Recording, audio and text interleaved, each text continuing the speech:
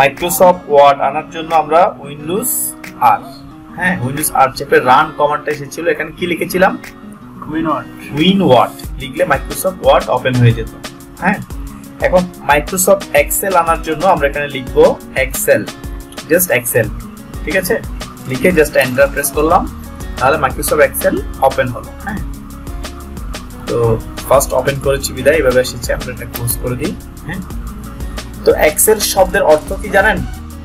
শাব্দিক অর্থ আবিধানিক, এক্সেল শব্দের অর্থ হচ্ছে অ্যাডভান্স বলতে পারেন বা শ্রেষ্ঠ, সর্বশ্রেষ্ঠ। এক্সেল মিন্স হচ্ছে শ্রেষ্ঠ, অর্থাৎ মাইক্রোসফট কর্পোরেশনের যতগুলো অ্যাপ্লিকেশন আছে ইতিমধ্যে ওয়ার্ড, এক্সেল, পাওয়ার পয়েন্ট থেকে শুরু করে আউটলুক, হ্যাঁ ইত্যাদি ইত্যাদি, সবগুলোর মধ্যে সর্বশ্রেষ্ঠ হচ্ছে কি এক্সেল। এই জন্য এটার নামই রাখা হয়েছে কি এক্সেল, কারণ এই সফটওয়্যারটা অফিসিয়ালি খুব বেশি প্রয়োজন হয় এই সফটওয়্যারটা। হ্যাঁ, এই জন্য এটার নাম হচ্ছে Excel. Microsoft Excel is a analysis spreadsheet. হ্যাঁ, এই যে দেখেন ছড়ানো, স্প্রেড মানে ছড়ানো পাতা, অর্থাৎ এটা বিশাল একটা কি ছড়ানো পাতা। হ্যাঁ, যার কারণে এটার নাম হচ্ছে কি স্প্রেডশিট, ঠিক আছে। এবং এটা কি জন্য লাগে? হ্যাঁ, এটা এই জন্য লাগে যে বিভিন্ন অফিসিয়াল, যে কোনো ফ্যাক্টরি বলেন, অফিস বলেন, যে কোনো জায়গায় পার্সোনাল বিজনেস, যে কোনো ধরনের হিসাব অ্যাকাউন্টসের জন্য এক্সেলটা লাগে, ঠিক আছে। তারপর নেক্সট কোয়েশ্চেন হচ্ছে এখানে কি, এটা দিয়ে কি করা যায়? এখানে লেখা আছে দেখেন, এটা দিয়ে করা যায় দৈনন্দিন হিসাব সংরক্ষণ, বিশ্লেষণ, বাজেট প্রণয়ন, ব্যাংকিং ব্যবস্থাপনা, উৎপাদন ব্যবস্থা, আয়কর, বৈজ্ঞানিক ক্যালকুলেশন, বেতনের হিসাব বা প্যারোল, সব ধরনের হিসাব এবং তথ্যকে আকর্ষণীয় করে উপস্থাপনার জন্য বিভিন্ন ধরনের চার্ট বা গ্রাফ তৈরি করা সহ হিসাব সংক্রান্ত প্রায় সমস্ত কাজ করা যায়, ঠিক আছে।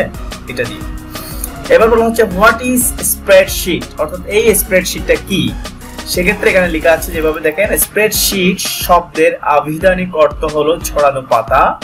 গ্রাফ কাগজের নেই, এক্স অক্ষ ওয়াই অক্ষ বরাবর খুব খুব ঘরের নেই, অনেক ঘর সম্বলিত বড় শীটকে স্প্রেডশিট বলে। যে খুব খুব ঘর, প্রতিটা একটা ঘর না, সবগুলোর সমন্বয়ে বিরাট একটা শীটকে কি বলা হয়? স্প্রেডশিট বলা হচ্ছে। তারপর হোয়াট ইজ সেল, সেলটা কি দেখেন, সেল শাব্দিক অর্থ কেমনে? শাব্দিক অর্থ সেলের কোষ, ক ওকার মূর্ধন্য ষ, ঠিক না? এখানে প্রতিটা এই জায়গায় একটা কোষ বা খুব ঘর, এই ঘরগুলোকে বলা হয় সেল, প্রতিটা ঘরকে এক একটা সেল বলা হয়, ঠিক আছে। আবার এই যে উপর থেকে এই যে আমি বি তে ক্লিক করলাম, এটা পুরোটা কি বলেন তো? কলাম। এটা পুরোটা, এই যে এ, এটা পুরোটা কি একটা কলাম, বি এটা পুরোটা একটা কলাম। আবার আমি এখানে ক্লিক করলে এটা পুরোটা একটা কি, এদিকে পাশাপাশি রো, পাশাপাশি হলে সেগুলোকে আমরা কি বলবো? রো বলবো। আর যদি উপরে নিচে হয় আমরা কি বলবো? কলাম বলবো, ঠিক আছে। আচ্ছা, তারপর এখানে সেলের মধ্যে কিছু পরিসংখ্যান আছে দেখেন। এক্সেল এর ওয়ার্কশিটটি সারি ও কলাম ভিত্তিক, অর্থাৎ এই যে কলাম ভিত্তিক এবং সারি ভিত্তিক, ঠিক আছে। এ বি সি ডি দিয়ে কলাম নির্দেশ করা হয়। এই যে উপরে এ দিয়ে একটা কলাম নির্দেশ করা হচ্ছে, বি দিয়ে বি কলাম নির্দেশ করা হচ্ছে, সি দিয়ে, এভাবে পর্যায়ক্রমে যেতেই থাকবে। আবার 1 2 3 দিয়ে রু নির্দেশ করা হয়, এই যে পাশাপাশি 1 2 3 এগুলো দিয়ে রু নির্দেশ করা হচ্ছে। হ্যাঁ, সারি ও কলামের পরস্পর ছেদে তৈরিকৃত ছোট ছোট আয়তাকার ঘরকে সেল বলে। এই যে একটা এদিক থেকে সারি যাচ্ছে, এদিক থেকে কলাম যাচ্ছে, যেখানে মিলিত হচ্ছে, এগুলো হচ্ছে পরস্পর একটা কি সেল বা খুব বা কোষ। এক্সেল এর স্প্রেডশিটটিতে 1,48,576টি রো আছে। হ্যাঁ, সবাই সুবহানাল্লাহ বলতে পারেন। দেখেন মানে রু কয়টা আছে? 1,00,000। এই যে দেখেন, এই যে 1 2 3 এভাবে নিচের দিকে আপনি যেতেই থাকলে, যে আমি মাউসের হুইল স্ক্রল করতেই থাকলে, হ্যাঁ নিচের দিকে আসতে থাকলে এভাবে কত আসবেন আপনি? যেতে যেতে আপনার হাত ব্যথা হয়ে যাবে। কতটুকু যাবে? শেষ পর্যন্ত 1,48,576টি রু। দেখছেন একটা ছড়ানো পাতায় এতগুলো রু আছে। এবার কলাম কয়টা আছে? কলাম আছে 16,384টি। এদিকে কলামে যে A B C D column আছে 16,000। হ্যাঁ নো, এই যে এদিকে যান, এদিকে যেতে যেতে যেতে যেতে শেষ পর্যন্ত কত পাবেন? 16,384টি, ঠিক আছে। এটা যেতেই থাকবে, মানে আপনি যে গিয়ে শেষ করতে পারবেন না, এত বিরাট সেট এক্সেলের। হ্যাঁ, ওকে। তারপর এখানে দেখেন পরিসংখ্যান আরো আছে, প্রতিটি সেলে পূর্বে 255টি অক্ষর লেখা যেত তা বর্তমানে বাড়িয়ে করা হয়েছে 32,000। অর্থাৎ এই যে প্রতিটি সেল, একটা সেল আপনি কতটুকু লিখতে পারবেন, এই যে আমি লিখতেছি, এটা আগে লেখা যেত হচ্ছে সর্বোচ্চ 255টি লেটার। এখন যেটা বাড়িয়ে, হ্যাঁ একটা ঘরের মধ্যে, এখন সেটা বাড়িয়ে করা হয়েছে কত, 32,000 প্রতিটি সেলের মধ্যে। ঠিক আছে, ওকে। নাও আমরা আমাদের শীট অনুযায়ী বলা হচ্ছে how to start MS Excel, Excel কিভাবে স্টার্ট করা হয়। তো আমরা ইতিমধ্যে এক্সেল স্টার্ট করেছি, তারপর এখানে একটু অফিসিয়াল দেখেন। আমরা এক্সেল সাধারণত একভাবে শর্টকাট করেছি, কিন্তু আপনি এখান থেকে করতে চাইলে স্টার্ট বাটন, আমরা এক্সেল এখানে কোথায় আছে, আমি এখানে শর্টকাট যেহেতু এটা উইন্ডোজ 10, হ্যাঁ সর্বশেষ মাইক্রোসফটের সর্বশেষ ভার্সন উইন্ডোজ 10, আমি এখানে এই যে এক্সেলে ক্লিক করলে ওপেন হচ্ছে। ঠিক আছে, কোথায় এসে, এখানে এসে এক্সেলে ক্লিক করলাম। অথবা আপনার কম্পিউটার যদি অন্য ধরনের হয়, অফিস 7 হয় বা এক্সপি হয়, সেক্ষেত্রে এখানে এসে এই আপনার অল অপশন এখানে গিয়ে এখান থেকে খুঁজে নিতে হবে কোথায় আছে। তো আমি একটু খুঁজে নিই, এখানে ফোল্ডার করা থাকবে মাইক্রোসফট অফিস নামে, ফোল্ডারটা একটু খুঁজে নিতে হবে। এই যে মাইক্রোসফট অফিস, এখানে এসে আবার ওর সবগুলো অ্যাপ্লিকেশন এখানে দেওয়া আছে, এখান থেকে আমি খুঁজে নিব এক্সেলটা। হ্যাঁ একটু দেখেন, এই যে এক্সেল 2010।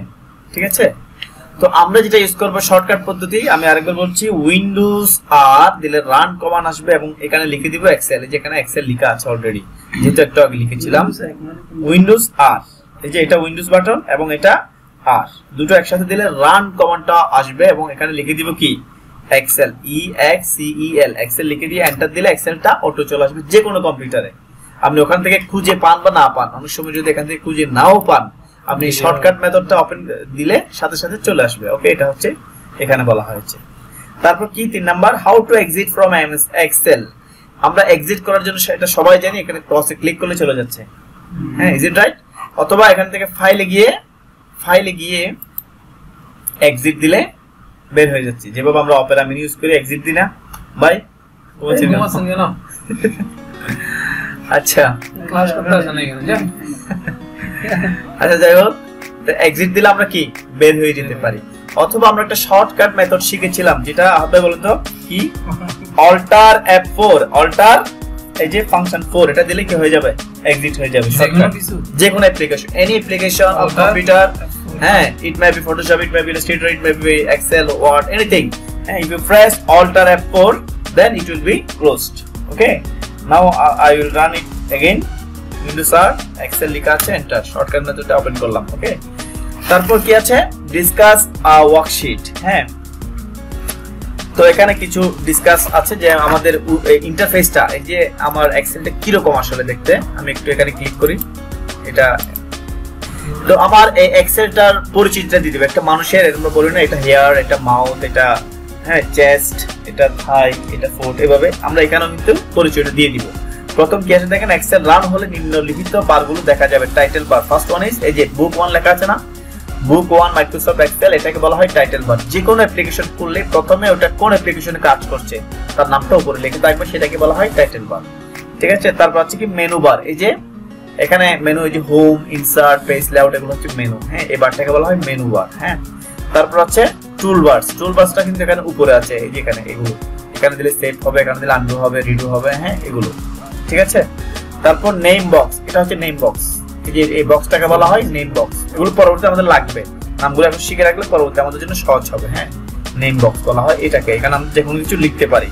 ধরেন এই ঘরে আমি কিছু একটা লিখবো, এই ঘরে আমি কার্সরটা রেখে এখানে লিখলে এখানে উঠে যাবে, দেখবেন নেম বক্সে লিখবো। ধরেন এটাকে স্ট্যাটাস বার বলা হয়। আহাত, দেখেছেন আহাত আমি এখানে লিখেছি, এখানে উঠে গেছে।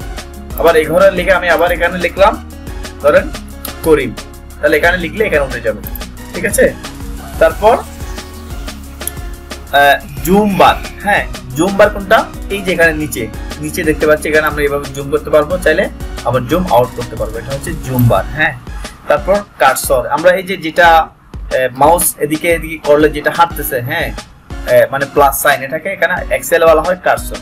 ঠিক আছে, অনেক হ্যাঁ, এটা এক্সেল এর ক্ষেত্রে এরকম। ঠিক আছে, এক্সেল এর ক্ষেত্রে এটা এরকম। ভার্টিক্যাল স্ক্রল বার, আমরা ভার্টিক্যাল হরাইজন্টাল বুঝি, উপরে নিচে হলে ভার্টিক্যাল আর পাশাপাশি হলে কি হরাইজন্টাল। এই যে স্ক্রল বার, আমি যদি এখানে কাজ করতে করতে অনেক নিচে চলে যাই, তাহলে স্ক্রল বার এটা ধরে উপরে নিচে করতে পারেন, অথবা মাউসের হুইল উপরের দিকে নিয়ে গেলে উপরে যাবে, নিচের দিকে নিয়ে গেলে নিচে আসবে। আর পাশাপাশি জন্য এটা, হ্যাঁ এটা হচ্ছে ভার্টিক্যাল স্ক্রল বার, ঠিক আছে। তারপর সরি এটা হরাইজন্টাল। তারপর ফর্মুলা বার, হ্যাঁ ফর্মুলা বার মানে হচ্ছে এটা। এখানে আমার সূত্রগুলো আমরা জানি ইতিমধ্যে এক্সেলে কাজ করার জন্য অনেকগুলা ফর্মুলা ইউজ করতে হয়। এই ফর্মুলাগুলো কিন্তু উঠবে এখানে, বা এখানে লিখে দিলেও হবে। এখানে লিখলেও এখানে যাবে অটোমেটিক, এটার সাথে একটা লিঙ্ক আছে, এই সেলগুলোর সাথে ফর্মুলা বারের সাথে লিঙ্ক আছে। এখানে টাইপ করলে এখানে উঠবে, আবার এখানে টাইপ করলে এখানে উঠবে। কার্সর মুভ ফাংশন, এগুলো ইজি ব্যাপার। যে আমার কার্সরটা, এই যে বললাম এটা কার্সর, এটা কিভাবে মুভ করাবো এখানে। তো প্রথমে আমি হ্যাঁ মাউস দিয়ে আপনি যেখানে ক্লিক করবেন সেখানে চলে আসছে, এটা হচ্ছে কার্সর মুভ। তারপর এখান থেকে একটু দেখি, রাইটে যেতে গেলে আপনি এখান থেকে অ্যারো কিয়ের মাধ্যমে রাইট অ্যারো কি দিলে রাইটে যাবে, লেফটে দিলে লেফটে যাবে, আপে দিলে আপে যাবে, ডাউনে দিলে ডাউনে যাবে। এবং আমরা আরো একটি সিস্টেমে যেতে পারি, প্রফেশনালি যেটা আমরা করি, পরের ঘরে যাওয়ার জন্য আমরা ট্যাব ইউজ করি। হ্যাঁ ট্যাব দিলে কি পরের সেলে যাবে। আবার এদিকে রিভার্স আসতে চাইলে শিফট ট্যাব দিলে রিভার্সে আসবে, ঠিক আছে। একবার দিলে ডানে, হ্যাঁ না উপরে এখানে ট্যাব দিয়ে যাবে না, উপরে গেলে আমাদের থেকে হয়তো অ্যারো কি দিয়ে যেতে হবে, অথবা মাউস দিয়ে যেতে হবে, ঠিক আছে। এই জিনিসগুলো এখানে বলা হয়েছে। এবং আরো কিছু এখানে অ্যাডভান্স আছে। হোম দিয়ে কি, হোম শব্দের অর্থ হচ্ছে বাড়ি, বাড়ি মানে কি প্রথমে চলে যাবো, 1 নম্বরে চলে যাবো। হ্যাঁ এখন আমি কয় নাম্বার আছি, ধরেন আমি এখানে অনেক দূর আসলাম, তাহলে x55 আছে। হ্যাঁ এই যে x এ আছি, এদিকে 55, এটা আমার ফর্মুলা বারে কিন্তু বলে দিচ্ছেন কোথায় আছে। এখান থেকেও দেখতে পারেন, অথবা এখানেও দেখতে পারেন। এখন একে চলে যেতে চাইলে আমি সরাসরি দিব। হোম দিলে কিন্তু একে যাবে না, দেখেন হোম দিলে আসবে ঠিক এখানে আসবে। হোম দিলাম, দেখেন তাহলে সে আসলো, জাস্ট রো গুলা হোমে আসলো, কলামে হোমে যায় নাই, সব দিক দিয়ে হোমে কিন্তু যায় নাই। আমি এখানে রাখলাম, তাহলে এখন হোম দিলে ঠিক এখানে আসবে, ঠিক আছে। হোম দিলাম এখানে আসলো, কার্সর এখানে থাকা অবস্থায় হোম দিলাম এখানে আসলো। তার মানে সে রুতে কাজ করছে, কলামে কাজ করছে না, ঠিক আছে। আমি যদি দুটোতেই কাজ করাতে চাই, সেক্ষেত্রে কন্ট্রোল হোম দিব।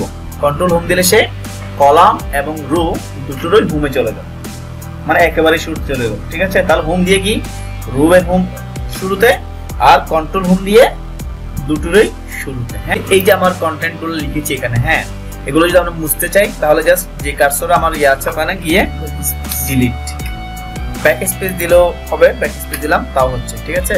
অথবা ডিলিট, অথবা আমার যদি আমার এখানে সিলেকশন আছে, এখানে দেখি সিলেকশন কন্টেন্টে এখানে আছে, আমরা সিলেকশনটা একটু পড়ে নিই। মাউসের সাহায্যে ড্র্যাগ করে অথবা শিফট চেপে ধরে বিভিন্ন অ্যারো কি ব্যবহার করে স্প্রেডশিট এর নির্দিষ্ট অংশ সিলেক্ট করা যায়। এই স্প্রেডশিটের নির্দিষ্ট অংশ আমি সিলেক্ট করতে চাইলে জাস্ট ক্লিক করে ড্র্যাগ করবেন, তাহলে এই অংশটা আমি সিলেক্ট করলাম। অথবা আমি এখানে রাখলাম, শিফট ধরে যদি বটম অ্যারো কি দিই, তাহলে আমার নিচের দিকে আসতেছে। শিফট ধরা অবস্থায় আবার রাইট অ্যারো কি দিলে আবার এদিকে যাচ্ছে, আবার আপার দিলে উপরে যাচ্ছে, ঠিক আছে। উপরে যেতে শেষ হয়ে যাবে, আবার উপরে গিয়ে আবার সিলেক্ট হবে, ঠিক আছে। এভাবে করে আমরা এখান থেকেও সিলেকশন করতে পারি, ঠিক আছে। একটি সম্পূর্ণ কলাম সিলেক্ট করতে হলে সেই কলামের হেডিং এ ক্লিক করতে হবে। এই যে আমি পুরো এই কলামটা সিলেক্ট করলাম, তাহলে আমি এভাবে সিলেক্ট করা কখনো সম্ভব না, কারণ নিচের দিকে আপনার কত 16,000 না সরি 1,48,000 কতটা না, ততটুকু যাওয়া এভাবে ড্র্যাগ করে যাওয়া কি সম্ভব না। আমি এখানে ক্লিক করলাম, তাহলে 1,48,000 যা আছে সামথিং সব সিলেক্ট হয়ে গেছে। জাস্ট হেডিং এ যে এইচ ক্লিক করতে হবে। এই কলামটা সিলেক্ট করতে চাইলে জি তে ক্লিক করতে হবে, এটা করতে চাইলে এফ। আবার 3-4টা একসাথে করতে চাইলে জাস্ট এখানে ক্লিক করে ড্র্যাগ করেন। অনুরূপভাবে এই পুরো রো এখানে 38,000 সামথিং আমরা পড়েছি, যদি করতে চান এখানে ক্লিক করবেন, তাহলে এখানে যত ওদিকে যা আছে সব সিলেক্ট হয়ে গেছে। অনুরূপভাবে আপনি কয়েকটি করতে চাইলে সংখ্যার মধ্যে করলে না, হ্যাঁ সংখ্যার মধ্যে করতে হবে। হ্যাঁ এখানে করলে হবে না, আবার এখানে করলে তো জাস্ট একটা, হ্যাঁ এখানে সংখ্যার মধ্যে করলে দিকে চলে যাবে, পুরোটা হয়ে যাবে। আবার এখানে ক্লিক করে যদি আপনি এভাবে ড্র্যাগ করেন, তাহলে যতগুলো আপনি করবেন ততগুলো হয়ে যাবে, ঠিক আছে। একইভাবে রো এর হেডিং এ ক্লিক করে সম্পূর্ণ রো সিলেক্ট করা যাবে। ভিন্ন ভিন্ন কলাম রো সিলেক্ট করতে হলে কন্ট্রোল কি চেপে ধরে যে কলাম রো গুলো সিলেক্ট করতে হবে তাদের হেডিং এ ক্লিক। হ্যাঁ ধরুন আপনি চাচ্ছেন এইচ করবেন, আবার এল করবেন, মাঝখানে গুলো করবেন, আপনি এইভাবে ড্র্যাগ করলে তো সবগুলো হয়ে যাচ্ছে, তাই না। তখন এইচ ক্লিক করলেন, আবার কন্ট্রোল ধরে এল এ ক্লিক করলেন, তাহলে এটা হলো ভিন্ন ভিন্ন আলাদা আলাদা। আবার কন্ট্রোল ধরে আপনি কিউতে ক্লিক করলেন, হ্যাঁ কন্ট্রোল ধরে আবার এদিকে করলেন, তাহলে এভাবে ভিন্ন ভিন্ন কলাম রোগুলা কন্ট্রোল ধরে করতে পারেন। ওকে আচ্ছা, তারপর সম্পূর্ণ ওয়ার্কশিট যদি সিলেক্ট করতে চান, আমরা ইতিমধ্যে এটা জানি কন্ট্রোল এ দিয়ে অল সিলেক্ট করা যায়। জাস্ট যে কোনো এক জায়গায় রাখবেন কার্সর, যে কোনো এক জায়গায় রাখি। আমি কন্ট্রোল আই দিলাম, তাহলে পুরো ওয়ার্কশিটটা কি হলো, সিলেক্ট হলো। অথবা এই যেখানে কর্নারের উপরে এই ঘরটা দেখতে পাচ্ছেন, এই যে দেখেন এটার মিলনস্থল, এটার মিলনস্থল দুটো যেখানে কি ইন্টারসেক্ট হয়েছে ওখানে ক্লিক করলো কি পুরো ওয়ার্কশিটটা সিলেক্ট হবে। ঠিক আছে, ওকে আমরা দেখলাম সিলেকশন। এবার আমরা দেখবো ক্যালকুলেশন ফাংশন। আমরা এখন সিম্পল কিছু ক্যালকুলেশন দেখবো, তার মধ্যে থাকবে এডিশন। হ্যাঁ কি, হ্যাঁ হ্যাঁ ফর্মুলা লাগবে, ফর্মুলাগুলো এখন আমরা শিখবো ইনশাআল্লাহ। জাস্ট একটু ওয়েট, আমরা এই টেবিলটা আমরা এখন তৈরি করব। ঠিক আছে, তো টেবিলটা তৈরির জন্য আমি যেভাবে আছে যে কোনো একটা কলামে এখন অনেক কিছু এই মুহূর্তে শিখা যাবে, ভালো করে খেয়াল করবেন। আমি প্রথমে যা আছে তা লিখলাম 7.calculation ক্যালকুলেশন ফাংশন। হ্যাঁ, এবার আমি এটাকে বড় করব, জাস্ট এই কলামে রাখতে হবে। আমি এখানে রেখে যদি বড় করেন, দেখেন আমি এখানে রাখলাম, এখানে রেখে যদি আমি এখানে 11 আছে, আমি 100 600 যা দিই কোনো কাজ হবে না। হ্যাঁ, কারণ কেন কাজ হবে না, আমার লেখাটা কিন্তু এই সেলে সংকলন হচ্ছে না, বিধায় এদিকে চলে আসতেছে। তাই বলে কিন্তু এটা এই সেলে আপনি যদি কোনো কিছু কমান্ড দেন কাজ করবে না, আপনাকে কমান্ড দিতে হবে এখানে রেখে। এখন আমি বড় করার জন্য কমান্ড দিলাম ধরেন 25, তাহলে এখন সে কাজ করবে। বুঝতে পারছেন? আমার অবশ্যই আপনি বলতে পারেন আমি এখানে রেখে দিচ্ছি হচ্ছে না কেন, নো, এটা কাজ করবে না। ঠিক আছে, তারপর আমি এখানে রাখলাম এটাকে 7 ক্যালকুলেশন ফাংশন যা আছে লিখলাম, যেখানে সেখানে লিখতে পারবো। আপনি একটু ওয়েট করেন, ধরুন উপরের রোগুলো আপনি ফেলে দিবেন, জাস্ট এভাবে ধরেন, সবগুলোকে ধরলাম, ধরে রাইট ক্লিক করে ডিলিট দিলাম, তাহলে চলে গেল।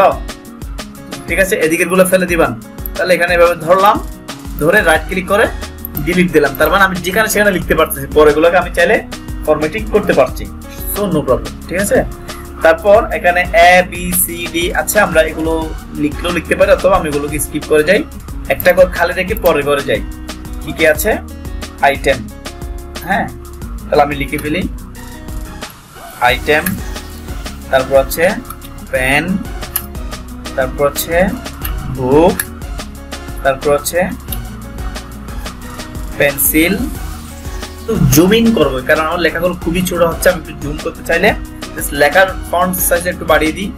ধরুন আমি এখানে বাড়ালাম, একটু আগে কি আপনি হয়তো লক্ষ্য করেছেন, এখানে যখন আমি ফন্ট সাইজটা বাড়ালাম এখানে কিন্তু বাড়ে নাই।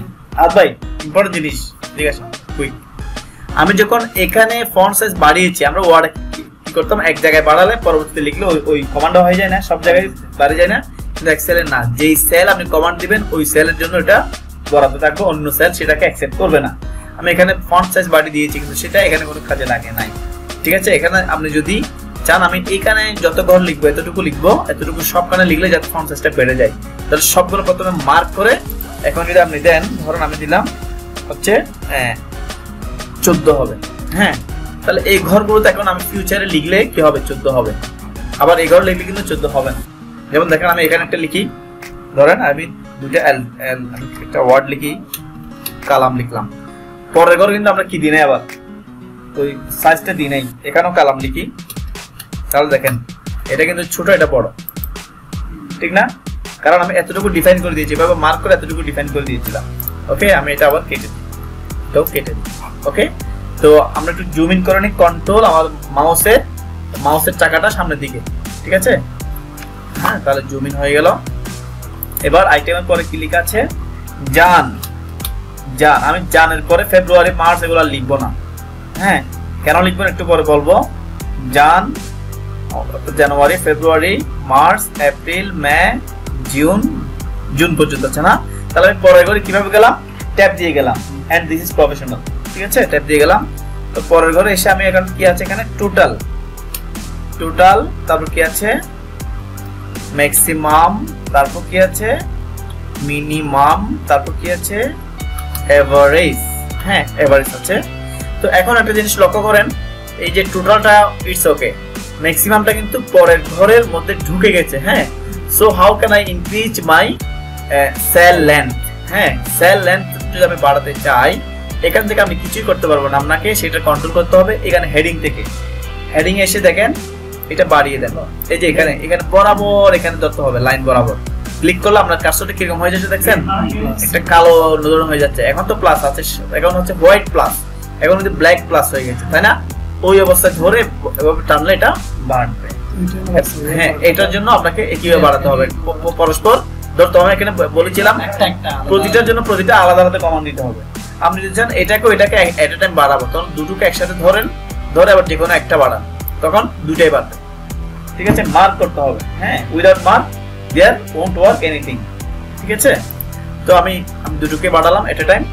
এবার আমি এই যেখানে লিখি নাই জানুয়ারি লিখেছি, ফেব্রুয়ারি লিখি নাই, মার্চ লিখি নাই, কেন? What is the reason? তো রিজনটা হচ্ছে, আমি দেখেন জানুয়ারিতে আমার কার্সরটা রাখলাম, ভালো করে খেয়াল করবেন আপনারা। জানুয়ারিতে কার্সরটা রাখলাম, এই যে নিচে একটা কি আছে, ঘর আছে, তাই না? এই ঘরটাকে, এই যে এটা একটা কর্নার, এটা একটা কর্নার, এটা একটা কর্নার, নিচে একটা কর্নার আছে না? এই কর্নারটা কিন্তু একটু ব্যতিক্রম। দেখেন উপর তিনটা কর্নারের মধ্যে কোনো সাইন নেই, এখানে একটা সাইন আছে, ছোট করে একটা বিন্দু আছে। ওই বরাবর আমার কার্সরটা নিয়ে গেলে আমার কার্সরটা কিন্তু একটা ব্ল্যাক প্লাস হয়ে গেছে, তাই না? এটা এখন হোয়াইট প্লাস, আর এখানে একটা ব্ল্যাক প্লাস। ওই অবস্থায় আমি ধরে কন্ট্রোল ধরবেন, এদিকে কন্ট্রোল ধরবেন, এদিকে এদিকে ড্রাগ করবেন, তাহলে কি হয়ে গেছে? সরি, আমার কন্ট্রোল যথাযথ দ্বারা হয় নাই, আই থিঙ্ক। সরি, কন্ট্রোল ধরতে হবে না, সরি কন্ট্রোল ধরতে হবে না, এমনিতেই টানবেন। হ্যাঁ, তাহলে সে কি হয়ে গেল? ফেব্রুয়ারি, মার্চ, এপ্রিল, মে, জুন অটো নিয়েছে। হ্যাঁ, ওগুলো অটো নিয়ে নেবে, এখানে অনেক কাজ অটো হয়ে যায়।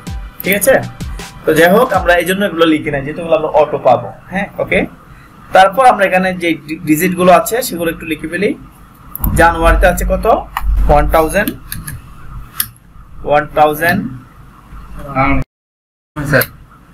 তাহলে এই যে, হ্যাঁ, মার্চে লিখে ফেললাম। এখন আমি এটাকে যদি এই ঘরে নিয়ে আসতে চাই, সেক্ষেত্রে কি করতে হবে? এই যে আমার দাগ, যেটা বরাবর বর্ডারের ঠিক উপরে আমি কার্সরটা রাখবেন। দেখেন আমার কার্সরটা চেঞ্জ হয়ে গেছে, তাই না?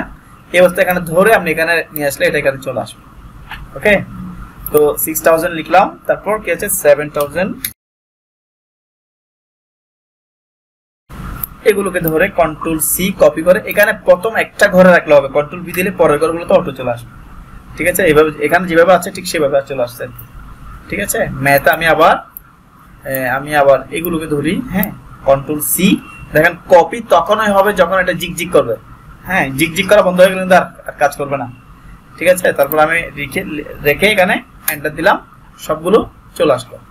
আবার এখন আমি আবার কন্ট্রোল ভি দিলে কিন্তু ওয়ার্ড একবার কপি করা থাকলে প্রতিবারই আসে, এখানে আসবে না। এটা যতক্ষণ জিগজিগ করবে ততক্ষণই আসবে।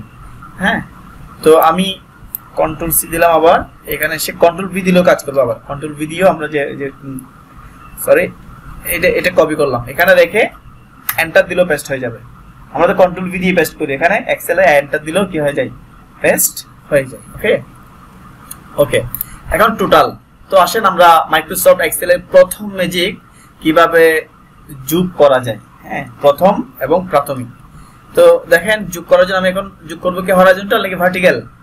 হরাইজন্টাল, পাশাপাশি। হ্যাঁ, সেজন্য এখানে কোন ফর্মুলা আছে অবশ্যই শেষের দিকে আমরা এখান থেকে করে ফেলি। সেজন্য আমরা অনেকভাবে যোগ করতে পারি। প্রথম একটা মেথড আমরা দেখি, সেটা হচ্ছে ইকুয়াল দিতে হবে। এটা সবসময় মাথায় রাখবেন, আজকের প্রথম দিন প্রথম ক্লাস এটা মাথায় রাখবেন। যে কোনো সূত্র ফর্মুলা ইউজ করার জন্য প্রথম ইকুয়াল ইউজ করতেই হবে, আদারওয়াইজ ইট ওন্ট ওয়ার্ক, এটা কাজ করবে না। তো আমি জানুয়ারিতে এখানে ক্লিক করলাম, এই সেল অ্যাড্রেসটা এখানে চলে আসলো। সেল অ্যাড্রেসটা কি বলছিলাম? এই যে B4। ঠিক আছে, এই যে B4 এখানে আমার চলে এসেছে। হ্যাঁ, তো B4 দিলাম প্লাস, আবার এখানে ক্লিক করলাম, অথবা আপনি লিখেও দিতে পারেন। এই যে এটা কত? D4। তো আপনি D4 যদি এখানে লিখেও দেন, পরের ঘরে এসে D4, এটা এই যে অটো মার্ক হয়ে গেছে, লিখেও দিতে পারেন। ঠিক আছে, তো লেখাটা একটু কমপ্লেক্স হয়ে যায়, এই জন্য আমরা এভাবে দিয়ে দিলাম। এটা একটা প্রসেস দেখাচ্ছে, অনেকগুলো প্রসেস আছে, একটু কঠিন হচ্ছে অবশ্য। সবগুলোকে দিলাম, এবার আমি জাস্ট একটা এন্টার দিলাম, তাহলে এগুলোর যা যোগফল সবগুলো এখানে টোটাল হয়ে গেছে। ওকে, আমি এটা ডিলিট করে দিচ্ছি ফর্মুলাটা। আবার আমি আরেকভাবে করব। আরেকভাবে কিভাবে করতে পারি? আরেকভাবে আমি করব, ইকুয়াল দিলাম সাম। হ্যাঁ, এটা মানে ফর্মুলা ইউজ করতেছি, সাম দিয়ে ফার্স্ট ব্র্যাকেট। ঠিক আছে, ফার্স্ট ব্র্যাকেট দিয়ে আবার এখানে ক্লিক করে ছাড়বেন না, ড্রাগ করে পুরোটা নিয়ে নেবেন, তাহলে সে পুরোটা এখানে চলে আসলো। এত ইস্টু এত, মানে এই ঘর থেকে এই ঘর। তারপর আমার ব্র্যাকেটটা ক্লোজ করলাম, তারপর এন্টার দিলাম, তাহলে এভাবে একই ফলাফল আমরা পেতে পারি। ঠিক আছে, হ্যাঁ, এটাই সহজ। হ্যাঁ, তো যাই হোক, আমরা এটা টোটাল করলাম। এখন আমরা দেখবো আরো কঠিন ম্যাজিক। হ্যাঁ, যেটা হয়তো যে যিনি নতুন তার জন্য ম্যাজিক হবেন, ইমাম ভাইদের জন্য কিছুই না, তারপরেও দেখাচ্ছে আর কি। ঠিক আছে, তো আমি এই ঘরটাতে রাখলাম, এই ঘরটাতে রেখে এই যে আমি বলেছিলাম এই যে এই কর্নারটা, হ্যাঁ এখানে আসলে আমার ইয়ার দেখতে হবে কার্সর চেঞ্জ হচ্ছে কিনা। কার্সর চেঞ্জ না হলে কাজ করবে না, ঠিক আছে। চেঞ্জ হলে এবার আমি ক্লিক করে ড্রাগ করে এতটুকু নিয়ে আসলাম, দেখেন এগুলোর যোগফল কিন্তু অটোমেটিক চলে আসছে। প্রথমটা একটা করলে হবে শুধু, বাকি এখানে যদি 1000টাও থাকে আপনি টেনে দিলে এই যে এক্সেলে যে কাজ কোনটা এটা কিছু না, এটা এমনিতে আসছে, ঠিক আছে। তাহলে দেখেন এই যে এখানে আমি কার্সর নিয়ে ডাবল ক্লিক করে দেখেন এদিকে এভাবে নিয়ে এনেছে, ঠিক আছে। সূত্রটা আপনাকে দেখাচ্ছে, হ্যাঁ এখানে ডাবল ক্লিক করেন এই যে এটা এভাবে নিয়ে নিয়েছে, ঠিক আছে। তার মানে একটা করবো, বাকিগুলো টেনে দিব। এখন আমরা দেখবো ম্যাক্সিমাম। ম্যাক্সিমাম মানে কি?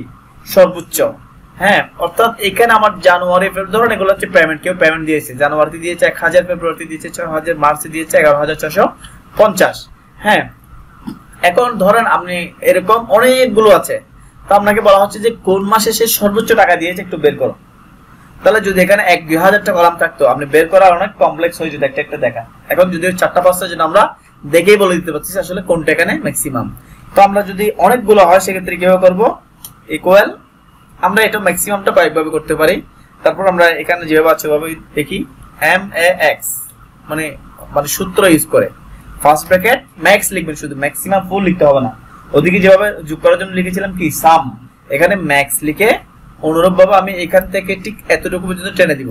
টোটালটা ধরবো না কারণ এটা তো টোটাল, ঠিক আছে। তারপর আমি ব্র্যাকেট ক্লোজ দেন এন্টার। তাহলে এখানে ম্যাক্সিমাম হচ্ছে 11650, এটা হচ্ছে ম্যাক্সিমাম। পরের গুলো আমি জাস্ট টেনে দিব, ঠিক আছে। তাহলে পরের ঘরে ম্যাক্সিমাম হচ্ছে 12065, তারপরে 12480, অনুরূপভাবে শেষটা হচ্ছে 13310, ঠিক আছে। অটো চলে আসবে। তো তারপর হচ্ছে মিনিমাম, হ্যাঁ মিনিমামটা কি? সর্বনিম্ন, হ্যাঁ এটা রিভার্স। তো এটার জন্য আমরা অনুমান করলে বুঝতে পারছি, ইকুয়াল দিয়ে মিন লিখলে হবে, হ্যাঁ মিন লিখে ফার্স্ট ব্র্যাকেট দেন আমি আবার জান থেকে জুন, হ্যাঁ ক্লোজ ব্র্যাকেট এন্টার। তাহলে মিনিমাম হচ্ছে 1000, তারপর আমি আবার টেনে দিলাম, সেম ভাবে এতটুকু চলে আসলো 1250 হচ্ছে এই ঘরে সর্বনিম্ন। এরপর এভারেজটা আমরা অনেক ভাবে খাতা কলম নিয়ে যদি আমরা করি এভারেজটা, তাহলে কি কিরকম হবে? আমরা স্কুলে যেভাবে করেছিলাম, স্কুল কলেজে, যে যতটা পেমেন্ট দিয়েছে তো তত দিয়ে ভাগ দিলে হবে, সবগুলোকে যোগ করে যতটা পেমেন্ট দিয়েছে তত দিয়ে ভাগ, আমরা ওভাবে করতে পারি। ঠিক ওভাবেই করে আমরা স্কুল কলেজে যেভাবে করতাম। ইকুয়াল এখানে হচ্ছে সবগুলো যোগ করে ফেলি প্রথমে, তো যোগ করা এভারেজ দিলে হয় না, সরি ইকুয়াল টু এভারেজ দিয়ে ফার্স্ট ব্র্যাকেট, হ্যাঁ ওভাবে হবে। আমি একটু প্রথম ম্যানুয়ালি করতেছি আর কি, হ্যাঁ ম্যানুয়ালি করলে জিনিসটা যাতে শক্ত হয়, যে বিটটা স্ট্রং হয়, হ্যাঁ। তো আমি একটু ম্যানুয়ালি করি প্রথম। তাহলে জান ফেব মার এফ ডলারটা আছে না, এই জন্য ডলারটা যদি মার্ক করি, হ্যাঁ আচ্ছা আমি দেখাচ্ছি, একটু ওয়েট, হ্যাঁ দিলাম। তারপর এগুলো সবগুলোকে যদি আমি আরেকটা কাজ করাতে চাই, এগুলো সবগুলোকে ভাগ করব, তাহলে এভাবে ভাগ করা যায়? আমাদের খাতা কলমও করা যায় না, তখন আমাকে এটাকে ব্র্যাকেটে নিতে হবে, ঠিক না? হ্যাঁ মানে আমি খাতা কলমের সাথে ম্যাচিং করাচ্ছি, যে আমাদের খাতা কলমের সাথে মিল আছে। ব্র্যাকেট দিয়ে এটাকে ধরলাম, তারপর ভাগ, এখানে কয়টা? 1 2 3 4 5 6, কয়টা? 6টা। তাহলে আমি 6 দিয়ে ভাগ দিলাম, এন্টার। তাহলে 7050 হচ্ছে কি এটার এভারেজটা আমি ম্যানুয়ালি করেছি, ঠিক আছে। অথবা দেখেন আমরা আরেকটু টেকনিক করে করতে পারি। এই যে আমার যোগ এখানে করা আছে অলরেডি, তাই না? যেটা হাতে বলেছিল ইকুয়াল, যোগে ক্লিক করলাম, ভাগ 6, তাও হচ্ছে, ঠিক আছে। তার মানে আপনি কনসেপ্টটা বুঝলে এখানে অনেক রকম তৈরি করতে পারবেন, কনসেপ্টটা বোঝার হচ্ছে মেইন। আবার আমি এটাকে কেটে দিলাম। এখন আমি এখানে এক্সেল যে ফর্মুলা, কারণ আপনি এই যে বলতে পারছেন এক্সেল ফর্মুলা দিয়ে দেখালে তো হচ্ছে না, কারণ এখানে অনেক আমরা কমপ্লেক্স কাজ করবো যেগুলো এক্সেলে সূত্র দেওয়া নাই, সেগুলো আমাদের মাথার ব্রেন থেকে বের করে কাজ করতে হবে। তো এগুলো বুঝলে তখন আপনি মাথার ব্রেন থেকে বের করতে পারবেন, ঠিক আছে। ওকে, আমি আবার এখন সূত্র অনুযায়ী দিচ্ছি, ইকুয়াল এভারেজের জন্য আমরা কি লিখতে পারি বলেন? এভারেজ আমরা এখানে বানান ভুল লিখেছি, তাই না? এটা অবশ্যই আমাকে বলা উচিত ছিল, এভারেজ, হ্যাঁ। এবার ইকুয়াল আমি কার এভারেজ নিব? এই যে টোটালের এভারেজ নিব, হ্যাঁ ঠিক আছে। সরি, আমি এভারেজটা লিখতে হবে AVE, এটা পুরোটা লিখতে হবে, ঠিক আছে। আর জি এভারেজ ফুল লিখে আমি টোটালটাও ক্লিক করলে হবে, অথবা এইভাবে এতটুকু ক্লিক করলে হবে, টোটাল ক্লিক করলে শুধু একটা ক্লিক, এখানে একটা ক্লিক, ঠিক আছে, তারপর এন্টার, তাহলে 7050 এভারেজ। ঠিক আছে, এভারেজটা বুঝতে পেরেছেন। এবার বাকিগুলা যত হাজার হবে হোক নিচে টেনে দিলেন। ঠিক আছে মান ভাই, বাকিগুলো টেনে দিলে আপনার এভারেজ গুলা বের করে দিল। এখন আমরা এতক্ষণ টোটাল করেছি হচ্ছে পাশাপাশি, এখন আমরা উপরে নিচে করতে চাইলে অনুরূপভাবে টোটালের ঘরে আসলাম, আবার উপরে নিচে কত দিয়েছে যোগ করবো উপরে নিচে, তাহলে আবার ইকুয়াল, হ্যাঁ, সাম ফার্স্ট ব্র্যাকেট আমি এবার সহজে করে ফেলছি, দিলাম একটা প্রথমে করতে হবে, তারপর গুলো আবার আমি এদিকে টেনে দিব এতটুকু পর্যন্ত। ঠিক আছে, এই হচ্ছে। এখন আছে কি আদার্স, আদার্স গুলো কেন দিল আমরা একটু এখানে দেখি, আদার্স গুলো কেন দিল। এগুলো এখানে লেখা আছে শীটের মধ্যে, এই শীটটা নিলে আপনারা সব পেয়ে যাবেন কিভাবে প্রথমে এইভাবে যোগ করা হয়েছে একটা একটা, হ্যাঁ, আবার এখানে বিয়োগ দেখানো হয়েছে, মাল্টিপ্লিকেশন দেখানো হয়েছে, ডিভাইড দেখানো হয়েছে, হ্যাঁ, তো এগুলো আমরা দেখি একটু, যেহেতু এখানে দিয়েছে। যদি আপনি বিয়োগ করতে চান, ধরেন জানুয়ারিতে কত টাকা দিয়েছে, সরি ফেব্রুয়ারিতে যা দিয়েছে তার থেকে জানুয়ারিতে বিয়োগ করে দিবেন। ঠিক আছে, সেক্ষেত্রে আমি জাস্ট ফেব্রুয়ারির ঘরে আমি কার্সরটা, সরি প্রথমে ইকুয়াল দিতে হবে, ইকুয়াল ফেব্রুয়ারির ঘরে কার্সরটা রাখলাম, মাইনাসটা আমি ম্যানুয়ালি দিব, তারপর জানুয়ারিতে ক্লিক করলাম, এন্টার দেন, তাহলে 6000 টাকাতে 1000 গেলে 5000। অনুরূপভাবে আপনি মাল্টিপ্লিকেশন করতে চাইলে, গুণ করতে চাইলে ইকুয়াল, ধরুন আমি এটার সাথে এটা গুণ করবো এইটা, তাহলে এন্টার, তাহলে এই দুটো গুণ করলে এই সংখ্যাটা হবে। ঠিক আছে, অনুরূপভাবে ডিভাইড, হ্যাঁ, ইকুয়াল এই সংখ্যাটিকে ডিভাইড হচ্ছে এখানে এই স্ল্যাশ চিহ্নটা, এই সংখ্যাটিকে আমি এটা দ্বারা কি করব, বিভক্ত করব 402। এখন আরো একটা ম্যাজিক দেখেন, আমি এটাকে এটা দ্বারা বিভক্ত করলাম 402, এখন পরবর্তী এটা যদি আমি 5000 এটাকে চেঞ্জ করে যদি আমি করে দিই হচ্ছে 300, তখন এটা অটো চেঞ্জ হয়ে যাবে। ঠিক আছে, কারণ এটা তো আমি, এটা কিন্তু আমি সংখ্যা দ্বারা করে নাই, সেল দ্বারা করেছি, ঘর দ্বারা করেছি, ওই ঘরে যেটা থাকবে ওটা অটোমেটিক নিয়ে নিবে। ঠিক আছে, ওকে। তো এখানে লেখা আছে দেখেন, for sum max min average, এই ভ্যালুগুলো দিয়ে, হ্যাঁ, select the cell and click the sum এর, ওখানে অটো আরেকটা কাজ করা যায়। ঠিক আছে, on max min average sum, এখানে আরেকভাবে যোগ করা যায়, যেমন আমি এই টোটালটা তুলে ফেললাম এখানে সিস্টেম থেকে, এই যে দেখেন অটো সাম।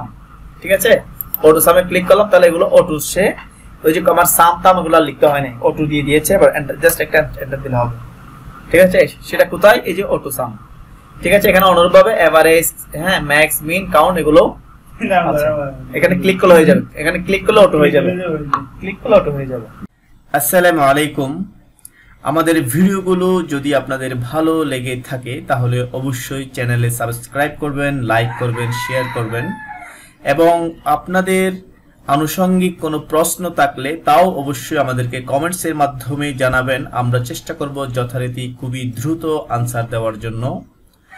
তো আপনাদের কম্পিউটার বিষয়ক আরো কোনো কিছু যদি জানার থাকে সেটাও অবশ্যই আমাদেরকে জানাবেন, আমরা প্রতি মুহূর্তে আপনাদেরকে হেল্প করব। তো চ্যানেলটা সাবস্ক্রাইব করতে ভুলবেন না যেন। আল্লাহ হাফেজ।